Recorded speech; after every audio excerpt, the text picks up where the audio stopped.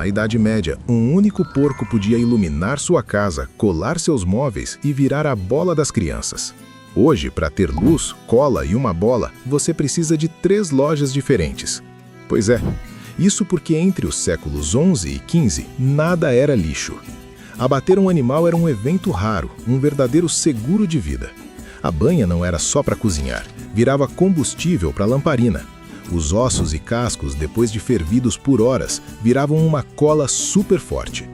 Um único bicho de 100 quilos rendia mais de 20 quilos de banha pura.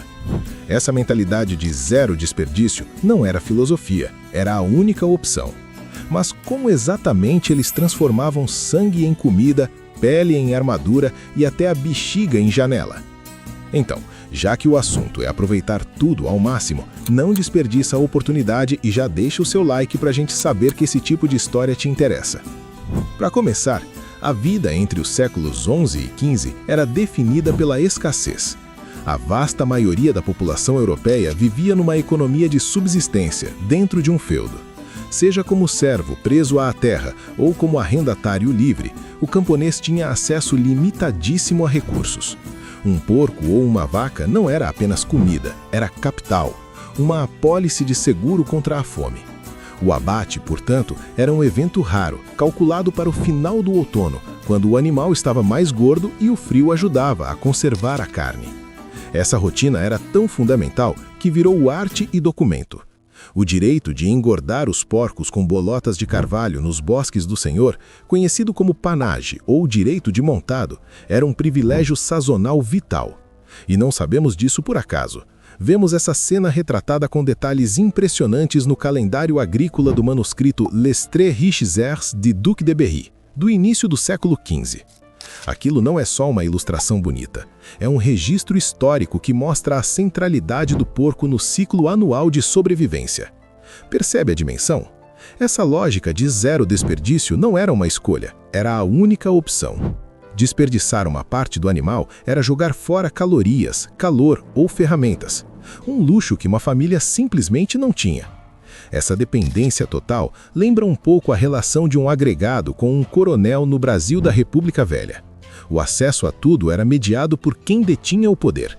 E nesse cenário, o abate não era um trabalho solitário. Pelo contrário, era um evento comunitário. Processar um animal inteiro antes que a carne estragasse exigia muitas mãos. O trabalho era dividido por tradição. Os homens cuidavam do abate e do esquartejamento. As mulheres, por sua vez, tinham a tarefa minuciosa de limpar as vísceras, recolher o sangue e começar o processo de salga. Esse conhecimento prático, passado de geração em geração, era a tecnologia da época. O abate, quase sempre em novembro, criava uma rede de segurança social. Se você ajudasse seu vizinho a processar o porco dele, podia esperar receber não só uma porção de carne fresca como retribuição imediata, mas também a ajuda dele quando chegasse sua vez. Era um sistema de obrigações recíprocas que fortalecia os laços da aldeia. A interdependência era literalmente a base da sobrevivência. Pensa nisso. E quando o animal estava no chão, a corrida contra o tempo começava. Um porco de 100 quilos não virava um banquete imediato. As primeiras partes a serem consumidas eram as que estragavam mais rápido. Fígado, coração e rins iam para a panela em 1 ou 2 dias, geralmente numa refeição que celebrava o evento. O foco principal, porém, era o resto, a carne muscular, que precisava durar meses. E para isso, a principal tecnologia era o sal. O sal era um produto caro, muitas vezes controlado pelo senhor feudal. A quantidade de sal que uma família podia comprar determinava quanta carne ela conseguiria preservar. O processo era direto ao ponto. Grandes peças, como pernis e paletas, eram esfregadas com uma camada absurdamente grossa de sal e deixadas para curar por semanas, dentro de caixas de madeira ou potes de cerâmica. Isso desidratava a carne e matava as bactérias. O resultado era um bloco de proteína denso e salgadíssimo, que precisava ser lavado por horas antes de cozinhar. Ter um pernil curado pendurado na viga da cabana era o equivalente a uma poupança gorda. E isso é apenas um exemplo do conhecimento prático que garantia a sobrevivência. Se você gosta de história sem filtros que vai direto ao ponto, considere se inscrever no canal. E se essa informação foi nova para você, uma curtida ajuda outras pessoas a descobrirem isso também. Agora me diga nos comentários, qual parte dessa história mais te impressionou até agora? Continuando, apenas o sal não garantia que a carne durasse o ano inteiro. Era preciso um segundo passo, a defumação. As peças, já curadas, eram penduradas na chaminé ou num fumeiro improvisado. A fumaça fria e lenta, vinda da queima de madeiras como carvalho ou faia, criava uma camada protetora com propriedades antibacterianas. Um processo que podia levar dias, às vezes semanas. Já as aparas, cartilagens e pedaços menores de carne viravam embutidos. Picados e misturados com gordura, sal e ervas, eram acondicionados nas tripas limpas do próprio animal. Linguiças e salsichas que, por sua vez, também podiam ser defumadas. E essa prática era tão comum que aparece em manuais de saúde da época, como o Taquinum Sanitatis, do século XIV. As ilustrações mostram açougueiros e camponeses preparando salsichas, não como uma iguaria, mas como parte essencial do processamento de alimentos. Era a otimização máxima. Mas a gordura, a banha, era um capítulo à parte. Muitas vezes era mais valiosa que a própria carne. A camada de gordura subcutânea era derretida em caldeirões, num processo chamado de renderização. O resultado, guardado em potes de barro bem selados, durava mais de um ano sem refrigeração. Um único porco de 100 quilos podia render de 20 a 25 quilos de banha pura. Impressionante, não? Era o óleo de cozinha universal, fonte de calorias para o trabalho pesado e ainda servia para conservar outras carnes. Mas não parava por aí. A banha de qualidade inferior virava sabão quando misturada com cinzas, virava combustível para lamparinas e ainda servia para impermeabilizar botas e casacos de couro. Desperdiçar o sangue era impensável. Durante o abate, ele era recolhido cuidadosamente. Rico em ferro e proteína, virava imediatamente morcela, ou chouriço de sangue. Era misturado com o que houvesse disponível para dar volume e calorias: gordura, aveia, cevada, até pão velho. Temperado e cozido dentro das tripas, transformava um líquido perecível num alimento sólido e durável, que podia ser consumido na hora ou defumado para depois. Por fim, as vísceras e os miúdos. Todos os órgãos internos eram aproveitados. O estômago, depois de limpo, virava um recipiente para cozinhar, como no Redis escocês, que nada mais é do que um estômago recheado com miúdos, gordura e aveia. Uma solução engenhosa. Fígado, pâncreas, coração, pulmões, cérebro e língua eram consumidos frescos. E isso não era só para evitar o desperdício. Esses órgãos garantiam um aporte de vitaminas e minerais, como ferro e vitamina A, que a dieta baseada em grãos e carne muscular não fornecia. Para o camponês medieval, não existia corte de primeira ou de segunda. Cada pedaço tinha uma função vital. Até os ossos eram um recurso estratégico. Os maiores, como o fêmur, eram quebrados para extrair o tutano, uma pasta gordurosa e nutritiva consumida na hora. Depois, esses mesmos ossos eram fervidos por horas, às vezes dias, criando um caldo rico em colágeno e minerais. Esse caldo era a base para sopas e ensopados que alimentavam a família por semanas. Mas a utilidade do osso não parava na cozinha. Uma vez esgotado de seu valor nutritivo, ele ganhava uma segunda vida. Virava agulha, botão, cabo de faca ou até peças de jogos como dados. Os ossos menores, carbonizados e moídos, viravam um fertilizante rico em fósforo para a horta. E a fervura contínua de ossos e cartilagens criava uma cola animal fortíssima, essencial para marceneiros. Nada era lixo, tudo era matéria-prima. Esse processo é o ancestral direto do caldo de osso que vemos hoje em dia como tendência de saúde. O princípio de extrair colágeno através do calor lento é exatamente o mesmo, uma técnica milenar de nutrição. E o valor do animal não se resumia ao que ele se tornava após a morte. Durante toda a sua vida, ele produzia um recurso contínuo e vital. O esterco era, sem exagero, o ouro negro da agricultura medieval. Sem fertilizantes químicos, era a única garantia de que a terra continuaria produtiva. O material era coletado, misturado com palha e deixado para compostar, criando um adubo que reintroduzia nitrogênio no solo. A posse de um animal estava diretamente ligada à colheita da sua família. O impacto era absoluto. Mais animais significava mais esterco, que significava terra mais fértil, que significava mais comida. Em regiões com pouca madeira, o esterco seco de vaca era moldado em tijolos e usado como combustível para o fogo, uma fonte de calor que aquecia a casa e cozinhava a comida. A sobrevivência de uma família dependia do que saía de seu animal, em todos os sentidos. Basicamente, eles inventaram o adubo orgânico por pura necessidade. O princípio de usar biomassa para enriquecer o solo e gerar energia é a base da agricultura sustentável moderna.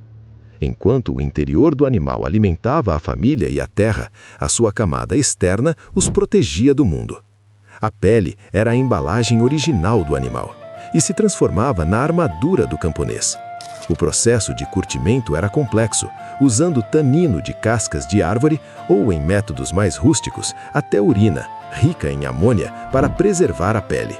O couro resultante era um material incrivelmente durável. Virava sapatos, cintos, bolsas e correias para ferramentas. Um bom par de botas de couro não era luxo, era uma ferramenta de trabalho essencial. Significava poder trabalhar em campos úmidos sem adoecer. E o couro podia ser ainda mais resistente. Fervido em óleo, o chamado cuir bouilli ficava tão duro que era usado em peças de armadura. A química fundamental do curtimento vegetal não mudou em 1000 anos, ainda sendo usada para artigos de couro de alta qualidade. Mas se a pele era a proteção macro, os detalhes microscópicos também tinham valor. As cerdas do porco, os pelos grossos e duros de seu dorso eram um material industrial. Raspados da pele eram amarrados em feixes para criar pincéis para pintura, para aplicar cola ou para caiar as paredes. Também viravam escovas de limpeza. A aplicação mais engenhosa, porém, estava nas mãos dos sapateiros. Uma única cerda, com sua ponta naturalmente rígida, era usada como uma agulha improvisada para puxar o fio através dos furos no couro. Era uma ferramenta especializada, descartável e perfeitamente adaptada à sua função, criada a partir do que seria varrido do chão. Se você está descobrindo um lado da história que não conhecia, considere se inscrever. Trazemos essas conexões que a escola geralmente deixa de fora. E por falar em materiais inesperados, chegamos à bechita. Depois de esvaziada, lavada e inflada, ela secava e se tornava um recipiente leve, resistente e à prova d'água. Era usada para carregar líquidos em viagens ou para guardar sementes, protegendo-as da umidade. A sua função mais surpreendente era na arquitetura. Esticada sobre uma moldura de madeira, a bexiga seca ficava translúcida.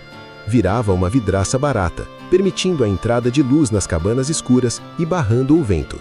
Para as crianças, uma bexiga inflada e amarrada era a bola de futebol da época. Um brinquedo simples, nascido do abate. Era o plástico filme, os sacos ziplock e a bola de futebol da Idade Média, tudo em um. Essa lógica de transformar partes ocas em objetos úteis também se aplicava a materiais bem mais duros. Cascos e chifres, feitos de queratina, eram uma fonte industrial. Fervidos por horas, eles se decompunham numa gelatina que, ao secar, virava uma cola extremamente forte. Essa cola de casco era o adesivo padrão para marceneiros e fabricantes de arcos. Os chifres, por sua vez, eram esvaziados e polidos para virar copos, berrantes para comunicação ou recipientes para pólvora.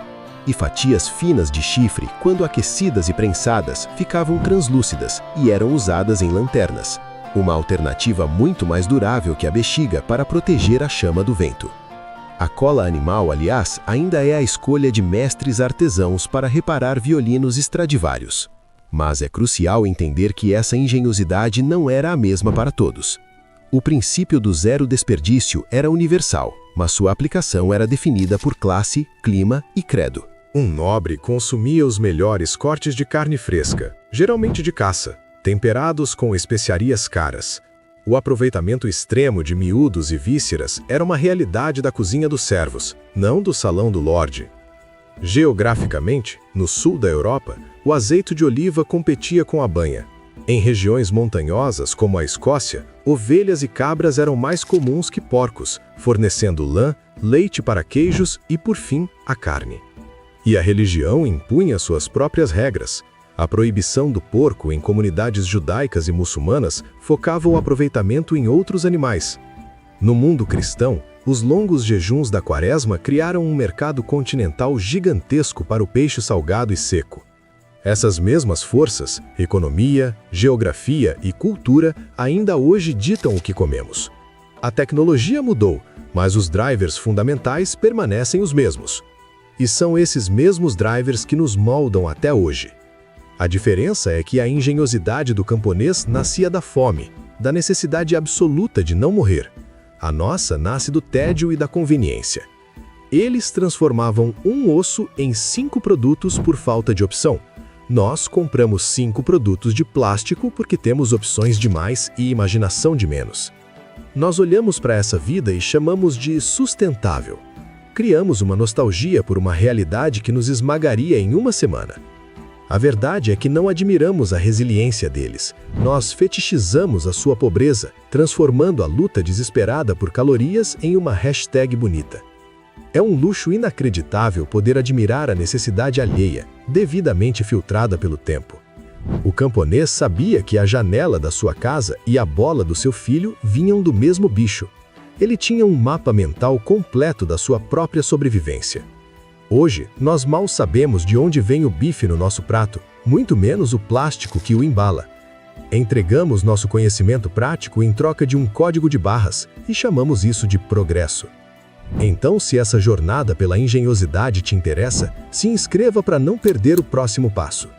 Na terça, às 6 da tarde, vamos ver os utensílios que eles usavam para fazer tudo isso. Enquanto espera, olhe para sua cozinha.